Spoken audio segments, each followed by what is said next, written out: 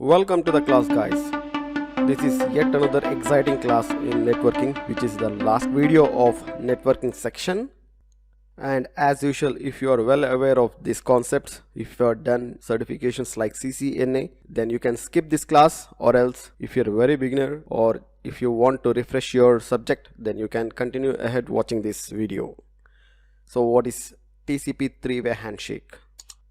From the previous classes, you know what TCP is. TCP stands for Transmission Control Protocol, and it is connection oriented transport layer protocol that provides a reliable connection between two devices on communication networks. And we have compared TCP protocol to an Amazon guy who is reliable and delivers the data successfully and very accurately. But what is TCP three-way handshake?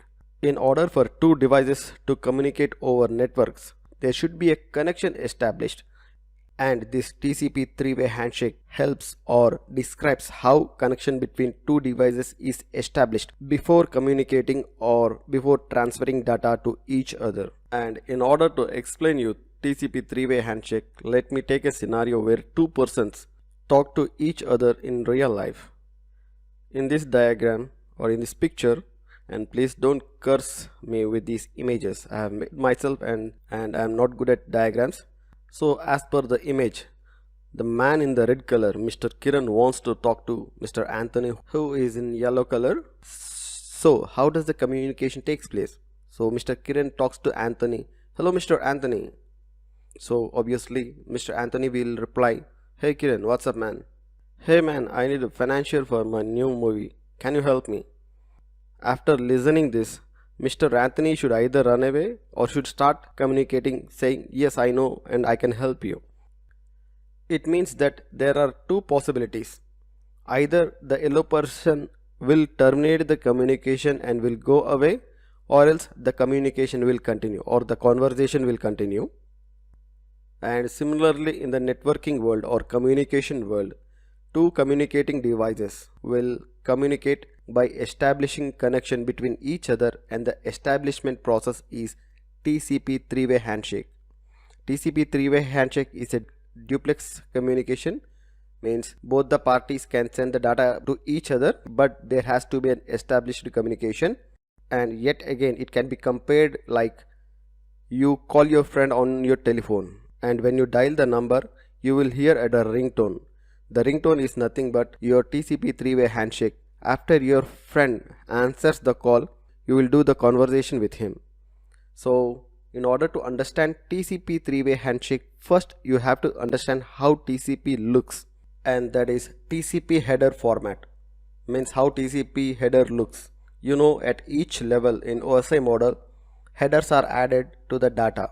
When the application layer or software layers sends data to a transport layer will add its headers or information about source port, destination port to the protocols. Either it could be TCP or UDP protocol, as they are transport protocols. So when headers are added, segments have some extra information.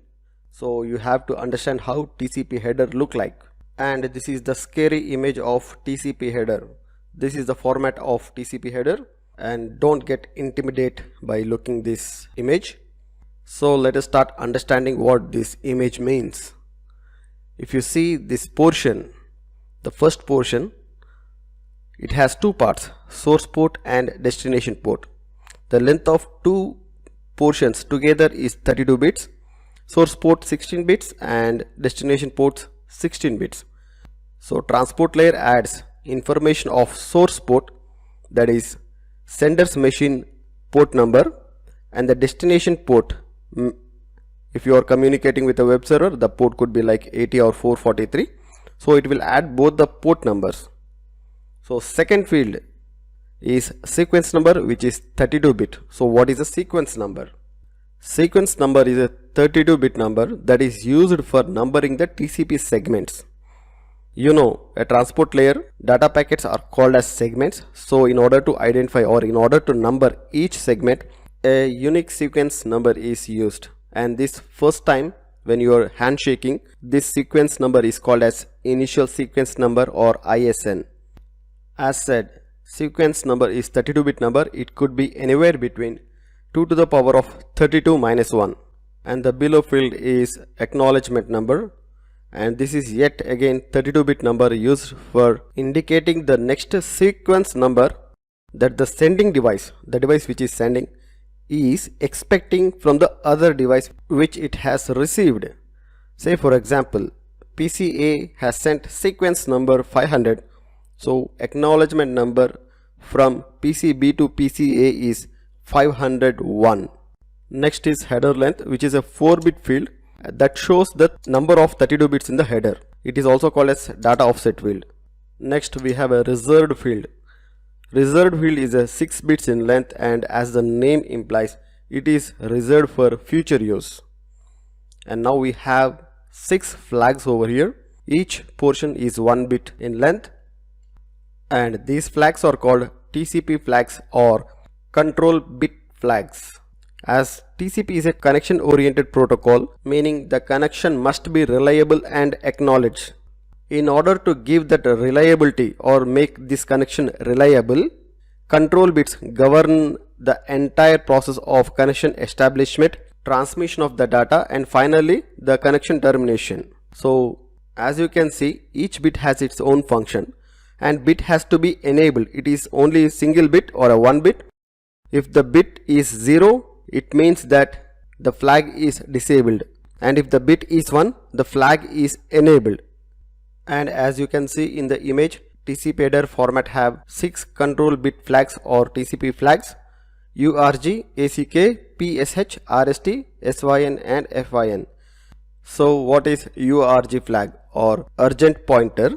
URG flag is urgent pointer, and when this flag is enabled, means the field is set to 1, you are informing the receiving system you are sending some data with URG flag enabled, that is 1, and when the receiving station sees that URG flag is enabled, it assumes that the data has some urgency and it should be given priority. So urgent pointer flag mentions that the data is important data and must be processed with some priority. Next we have ACK, acknowledgement flag. If this flag is enabled, it means that a receiving computer is responding to sender computer's synchronous number or SYN number. It is expecting next sequence number. You will understand this when you actually see the flag, and I will use an application called Wireshark, a network protocol analyzer or dissector tool. So you will understand these flags in real time when we actually dissect the network packets. Next we have PSH. PSH flag is push function flag. So when push flag is enabled, the data is pushed immediately. If urgent pointer flag is enabled, you are mentioning that this data is important data, it should be given priority. But if you are enabling push function, you are actually pushing the data. And the next flag is RST. RST is reset flag, and if this flag is enabled, it means that you are mentioning the receiving system to terminate the connection because of some errors in the communication. So if a receiver receives a segment with this flag enabled, it will terminate the connection. And next, this is very important flag, SYN, means SYN flag, and if this flag is enabled, it means that a sender is asking for synchronization, means establishment of a connection, and it starts by giving a sequence number for synchronization, a beginning of new connection or new establishment. And finally the sixth flag is FIN, fin flag, a finish flag. It means that there is no more data from the sender, and because TCP is fully duplex connection, the sender will gracefully close the connection in one direction only. It doesn't matter whether sender or receiver is enabling finish flag. Whichever machine enables fin flag, that will gracefully close the connection from that side. And next, as you can see, we have window size, which is 16 bits in length, and this window advertises the size of the buffer, and this window size is used for flow control. Say for example, your machine has capacity to receive segments only of 900 bytes, and if some machine is sending you segments with size of 24,000 bytes. Say for example, that's an example, 24,000 bytes, and you cannot be able to handle or receive the data, so you will advertise, or your system will advertise, that it has capacity of window size 10,000 bytes, and don't send me 10,000 bytes at once, send me in the form of 1000 bytes in each segment, so you will get 10 segments making 10,000, which is the capacity of that buffer. So that is what advertising a window size is. And next we have checksum. It is 16-bit field which is often used for error checking in the header and data. And the other field is urgent pointer, and this field is not urgent flag in control bit flags. It is a 16-bit field that specifies the end of urgent data. In the control bit flags, if you have enabled URG flag, then it means that the data have some urgency, and using this 16-bit field, now urgent pointer, you can specify that now the urgency is complete and the interrupted data can continue streaming. The interrupted data means you have interrupted the data by enabling the urgent flag, because that was actually the emergency or important data. So actually the previous data which was there on the system was interrupted in order to push this emergency or urgent information, and the urgency is finished and it is mentioned by the urgent pointer, and now the previous interrupted data can continue as usual. And next is options. This is an optional field and can be anywhere between 0 to 40 bytes. And the last one below is data, that is actual data that you have received from the application layer. So this is what a TCP header is. So if you understand this, you will understand TCP three-way handshake. So TCP three-way handshake is process of establishing connection with the computer on network. It starts by sending a SYN flag in the TCP header. If SYN flag is enabled, it means that I want to communicate with you. In this example or in this image, you are seeing a client which is a PC1 and a server which is a PC2. And this example or this TCP three-way handshake need not be between client and server. It could be between any machines. Could be different computers that are communicating over network. But I am taking as a client server model so that you can understand. So a SYN flag is sent, as you can see in the image over here.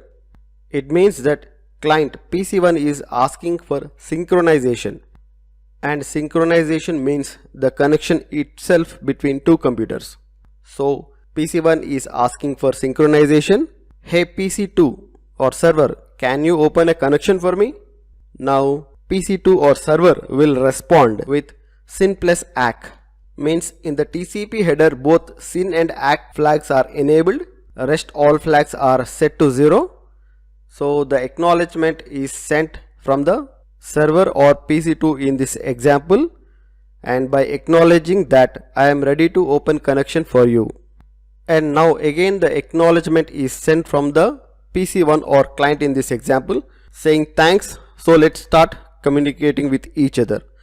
And after these 3 steps are completed, a connection will be established. A successful connection, that is connection oriented transmission of data, will take place from this step now, and both the machines will start talking to each other, having conversation or exchange of data. So this is TCP three-way handshake. It looks fairly simple, very simple, right? So let us take further ahead, talking little bit technically. As you can see in the image, we have two machines, PC1 and PC2, client and server. Here PC1 has sent a SYN-ACK enabled in the TCP header asking for synchronization. So SYN1 means enabling SYN flag, acknowledgement is disabled, set to 0, and sequence number is 2022 as an example, and this could be a random 32-bit number. So now the response will come from the server or PC2, and as you can see in the response, PC2 sent SYN plus ACK, means both SYN and ACK flags are enabled. And if you see the acknowledgement number, it is 2023, means just 1 is added to the sequence number of the earlier segment that was sent by PC1, in which the sequence number was 2022. So acknowledgement number is next expected number of sequence number that was sent by PC1. And if you see SYN over here, it is 4001. It is randomly generated, and this is initial sequence number of PC2. 2022 was initial sequence number of PC1, and now SYN from PC2 is initial sequence number of server or PC2. Now PC1 has sent an acknowledgement to PC2, and here if you observe, the SYN is set to 0 because it does not need any more synchronization, and sequence number is 2023. And observe the acknowledgement number sent by PC1, it is 4002. This acknowledgement is +1 of previous synchronization number, which is 4001, that was sent by PC2. So now PC1 has sent 4002, just adding 1 to the last SYN number that was sent by PC2.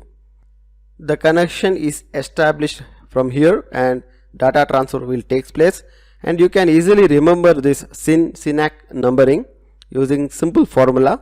As you can see on the screen, X is sequence number of first SYN that was sent by sender or client or PC1 in this machine in this example, and when SYN-ACK is received, it is ACK is X+1 and Y is new SYN or new sequence number, and the third is X+1 and Y+1.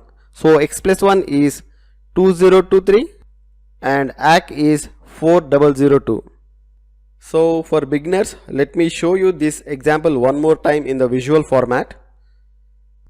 As you can see in the image, PC1 and PC2, this is the TCP header format where source port is added, destination port is added, because transport layer adds its headers and the headers are source port and destination port. In the example, the source port is 6547 and destination port could be like 80 or 443 if you are opening any website, and the sequence number is 2022.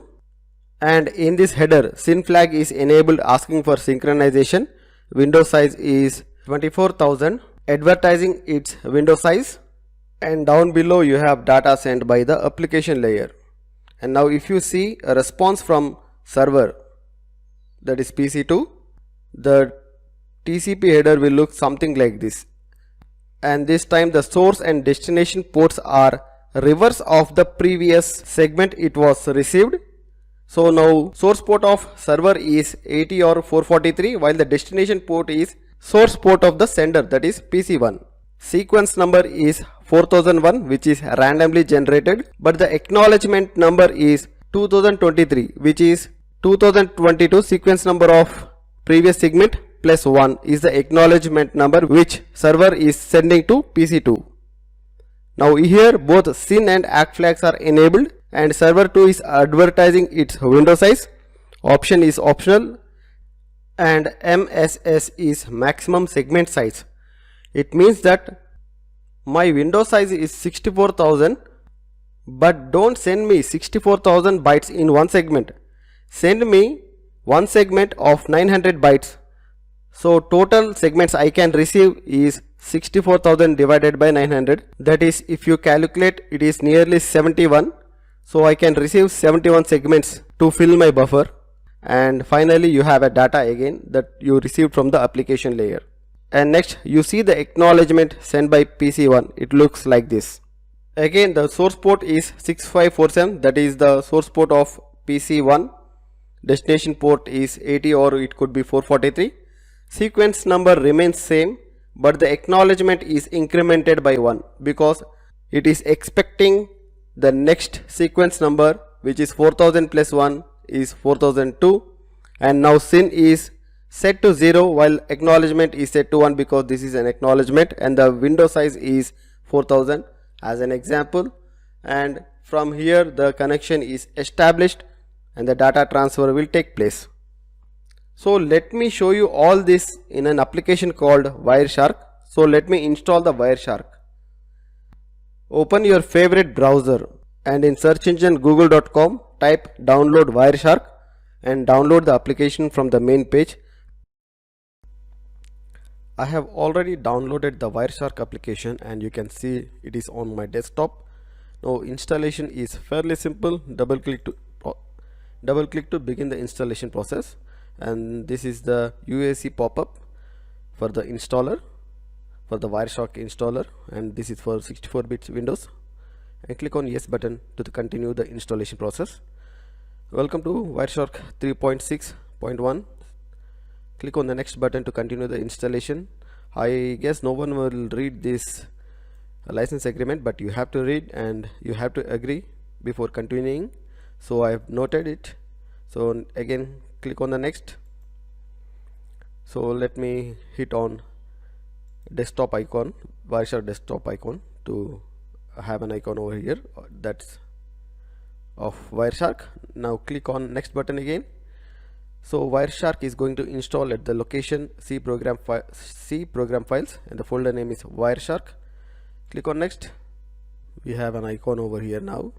Wireshark will ask you to select and install npcap in order for the Wireshark to work properly. Since npcap is already there in my system, it has not asked me, but if it asks for you, you have to select the option and click on the next. Then the npcap will install before the Wireshark gets installed. So let me click on next to finish this installation process and finish. Now we have a Wireshark application on our desktop. So now let me open the Wireshark application that we have installed. So double click on the icon to open the Wireshark, and this is your Wireshark application interface, and you have been welcomed. Welcome to Wireshark. And here are the list of your network interface cards. This is your Ethernet card, this is your loopback address, and this is your Wi-Fi, and these are the virtual adapters that I have on my PC. So select the interface using which you have connected to internet. So I'm using Ethernet, not Wi-Fi. If you're using your Wi-Fi connection, means if your device is connected via home Wi-Fi router, then use your Wi-Fi as interface to capture the packets. So this is Wireshark application interface or software interface. So Wireshark is a network analyzer. It is a protocol analyzing tool, or you can call as protocol dissector tool. You know, doctors dissect or conduct post-mortem, that is dissecting a dead body to analyze or to diagnose what are the causes of death. So dissection is nothing but cutting into pieces. Similarly, Wireshark is a dissection tool, protocol dissection tool, where we dissect the protocols to analyze what's inside the packets or what is coming and going through the. Okay, you can use this application to capture the traffic on the internet, including passwords also, username, login passwords. So these are all the interfaces that are listed over here. You have Ethernet, you have loopback adapter, you have Wi-Fi, and these are all the virtual adapters that I have on my PC. Since my PC is connected via Ethernet cable, I will choose Ethernet as an interface on which I am going to capture the packets that are coming and going from this interface. And you can see this graph, these are all the straight lines, so there is no traffic coming and going through. This is the loopback adapter, and we have Ethernet from which some amount of traffic is coming in going through, and as you can see, the IP address of this adapter is 192.168.1.95. select it and you can start capturing the packets. If you click on this shark button, blue color shark button over on the left top corner, you can now capture the packets, and the capturing of packets is started. So as you can see, now let me open command prompt cmd, and if I type ping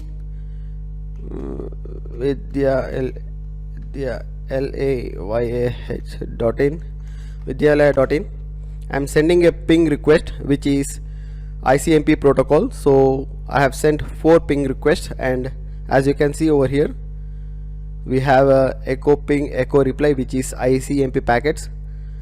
Okay, so this is how. Let me stop the Wireshark capturing the packets. So you can click on this red button in order to stop capturing the packets. Now you can go to all these packets and analyze what is there in this packet. So in order to explain you TCP three-way handshake, let me open my browser. So this is the browser. So let me open the Wireshark again and capture the packets again. So let me capture by clicking this blue icon over here. So let me close without saving. Now in the browser I will type vidyalaya.in. This is my website, and as you can see, the website is open and we are capturing the packets. We had enough traffic, I guess, so let me stop the capturing of the packets. Now if you drop down or scroll down, you can see there is a lot of traffic over here. Okay, so what kind of traffic you want, that you can filter by applying the filters over here. So as you can see, this is a date and time. So the current date is 6 January 2022, and this is the time over here. It's morning 5:20, it's early morning 5:20, and this is the IP addresses, source IP address and a destination IP address, and these are all the protocols and length as well as the info of the packets that we have captured. So if you check the packet, so let me go down and check some HTTP packets. This is a TCP packet. HTTP, this is one HTTP packet, this is a TCP packet, this is a DNS, that is domain name system, and so on. This is a UDP packet. So now we want to apply some filters. Since there is a lot of traffic, let me apply an IP address filter. For that I have to find the IP address of my website. Ping vidyalaya.in. The IP is 195.201.179.80. 195.201. Now I am writing IP dot adder is equal to 195. So let me select this and delete, is equal to 195.201.179.80, and if I hit enter, see now the bar, the search bar or the filter bar is turned to green. If there was something wrong, it would be red like this, or it is something like a pink, pale pink color. If the applied filter is correct, then the bar will turn to the green color. So if I hit enter, now I will see only the traffic that is related to my website or related to the IP address 195.201.179.80. Now this is a GET request, because GET request is something when I open a website, I am requesting some web page or content from the website. So that is a GET request. And if you see, and this is HTTP protocol, as you can see over here, this is the HTTP protocol.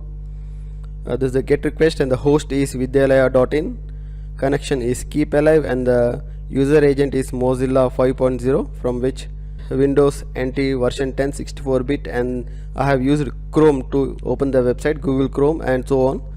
And if I select this packet and right click, I can go to follow.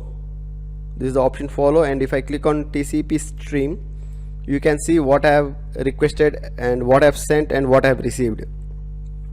Everything that is in red color is what I have sent, and everything that is in blue color is what I have received from the website. Okay, so this is the information which is sent from my system, and this is what I have got from the web server or a website. Now if I close this, this is the TCP stream equal to 6. Now we have SYN-ACK and ACK. Before getting the connection established and getting the data, when I have actually typed vidyalaya.in in the URL bar and hit enter, the TCP three-way handshake process has taken place. Then a GET request was sent from my IP, that is 192.168.1.95 was sent from my IP to the remote IP, that is a website or IP address of vidyalaya.in. Before that we had, as said, SYN-ACK and ACK. If you see, I have initiated the connection 192.168.1.5. I have initiated the connection. The source IP is my IP, and the destination IP is the IP of vidyalaya.in. It is a TCP protocol. So SYN-ACK, as you can see over here, and ACK, these are all TCP protocol, and then it started the HTTP protocol. So if I click on the first packet, my computer, that is client computer, has asked for synchronization by enabling the SYN in the packet. If I come here, this is the frame, that is at physical layer, this is Ethernet, that is data link layer, then this is network layer, that is IP protocol version 4, and this is the transport layer where transmission control protocol will function. And if I click on this right arrow, right small arrow, drop down will come. As we have seen the TCP header format just now, the source port is mentioned in the transport protocol and the destination port, because I want to information from the website, and the website is hosted, it is port 80, it is not HTTPS, so no 443 port, it's only port 83. So source port is 51889 and destination port is 80.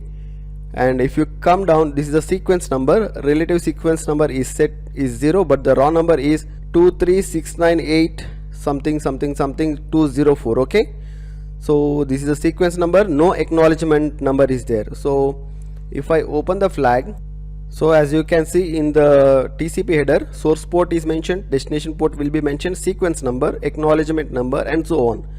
So now if I come down, the example of source port was 6547, but in real it is, but when I captured the source port is 51889, destination port is 80, sequence number is this, and the header length is 32 bytes, the window size is 64240, and so on. Urgent pointer is set to 0. Now we have the flags over here. If I scroll down, if I drop down, see these are all the flags, TCP flags. All the flags are set to 0 or disabled except the SYN flag is enabled as 1. You can see over here, SYN is enabled and it is set. These are all not set, only SYN flag is set. It means that this IP 192.168.1.95 is asking for synchronization to the remote host 195.201.179.80. So this is SYN. Now the next packet, okay, the next packet is this one, second one. If I click on it, we have a SYN-ACK. So if I scroll up, now the source port is changed. Okay, earlier on the first packet the source port was my computer source port and destination was 80, but on the second packet the source port will change, the source port of the computer which is sending message to my computer or sending data to my computer. This is not this is actually establishment phase, but I'm getting the acknowledgement. So source port is 80 and the destination port is 51889, and sequence number is 2015248.107. again this is a random sequence number, okay, but the acknowledgement number, if you see over here, okay, write down this on a paper, 23689444205. This acknowledgement number, this is the acknowledgement number, and the sequence number of the first packet is the same number. Here it will be 204. So let me hit the first packet once and check the sequence number.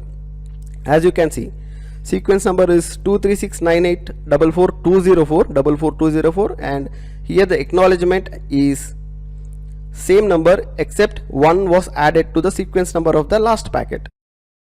If you come down, the header length is 32 bytes, and now you can see both acknowledgement packet is set, means enabled, and as well as SYN is set. So this is a SYN-ACK. Okay, as you can see in the PPT, SYN and ACK is set. Okay, and the source port and destination ports are reversed, as you can see on the application Wireshark, window size, and so on. And now the third packet in the TCP three-way handshake is ACK, that is sent from my system, that is from my computer to the remote server, web server, which is 195.201 is ACK. And here if I click, the details are source port is again my system port, destination port is 80, and now the acknowledgement is 1 plus of the sequence that was generated by the server. So sequence number of server, which is initial sequence number generated by server, is, where is the sequence number, 201548107. So the next acknowledgement number would be 48108.